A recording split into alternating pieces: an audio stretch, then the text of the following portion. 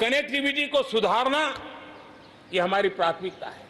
अब आप देखें, हिंदुस्तान का पश्चिमी भाग और हिंदुस्तान को मध्य से देखिए, हिंदुस्तान का पूर्वी भाग, पूर्वी उत्तर प्रदेश हो, बिहार हो, बंगाल हो, नॉर्थ ही हो, उड़ीसा हो, ये सारे हमारे क्षेत्र अपार संपदा है, प्राकृतिक संपदा के भंडार है।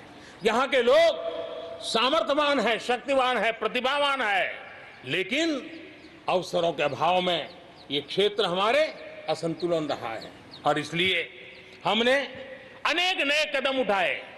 ईस्टर्न डेडिकेटेड फ्रेट कॉरिडोर हो, पूर्व में गैस पाइपलाइन से जोड़ने की बात हो, नए रोड रेल का इंफ्रास्ट्रक्चर खड़ा करना हो, वहां नए पोर्ट बनाने हो, यानी एक प्रकार से पूरा डेवलपमेंट के लिए जो इंफ्रास्ट्रक्चर का खाका होना चाहिए, बड़ा होलिस्टिक तरीके से विकसित हम कर रहे हैं ताकि हमारे क्षेत्र भी विकास की दिशा में। उसी प्रकार से लेह लद्दाख, करगिल, जम्मू कश्मीर, एक क्षेत्र, एक प्रकार से इस क्षेत्र को एक वर्ष पूर्व 370 से आजादी मिल चुकी है, एक साल पूरा हो चुका है। ये एक साल जम्मू कश्मीर के एक नई विकास यात्रा का बड़ा महत्वपूर्ण पड़ाव है।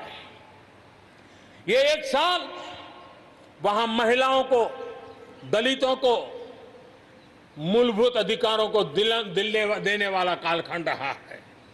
ये हमारे शरणार्थियों को गरिमापूर्ण जीवन का भी एक साल रहा है। विकास का लाभ गांव और गरीब तक पहुंचाने के लिए बैक टू विलेजेस जैसे विशेष अभियान चलाए जा रहे हैं। आयुष्मान योजना को बेहतरीन तरीके से आज जम्मू कश्मीर लद्दाख के क्षेत्र में उपयोग किया जा रहा है।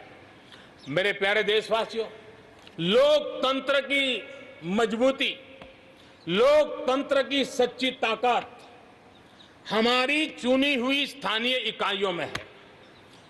हम सभी के लिए गर्व की बात है कि जम्मू कश्मीर में स्थानीय इकाइयों के जनप्रतिनिधि सक्रियता और संवेदनशीलता के साथ विकास के नए युग को आगे बढ़ा रहे हैं।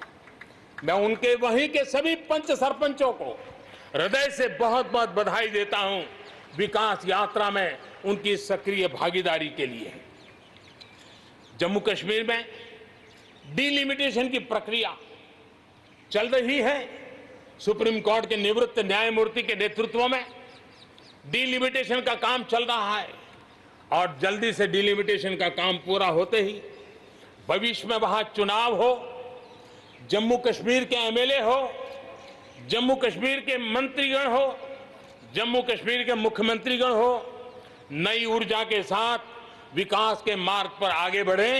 इसके लिए देश प्रतिबद्ध भी है और प्रयासरत भी है। लद्दाख को केंद्र शासित प्रदेश बना करके बरसों पुरानी जो उनकी मांग थी, उनकी आकांक्षा थी, उस आकांक्षा को हमने पूर्ण करने का, उनको सम्मानित करने का एक बहुत बड़ा काम किया है। हिमालय की ऊंचाइयों में बसा लद्दाख विकास के नए शिखर की ओर आगे बढ़ रहा है।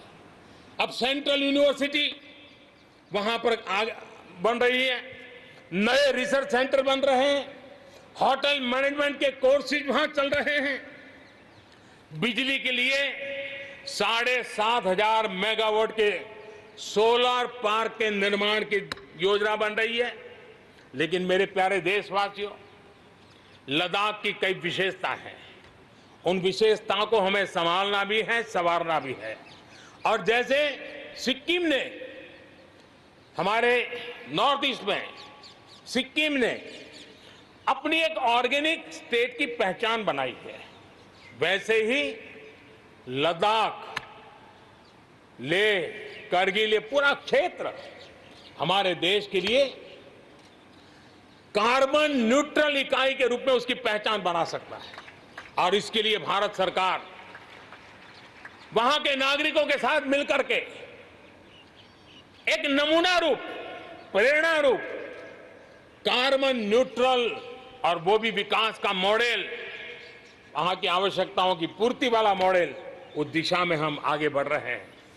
मेरे प्यारे देशवासियों, भारत ने दिखाया है कि पर्यावरण के साथ संतुलन रखते हुए भी तेज विकास संभव है।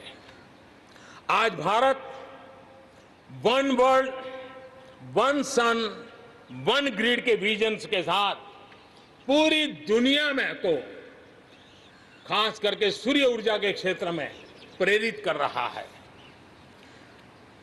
रिन्यूएबल एनर्जी के उत्पादन के मामले में आज भारत दुनिया के 5 टॉप देशों में अपनी जगह बना चुका है।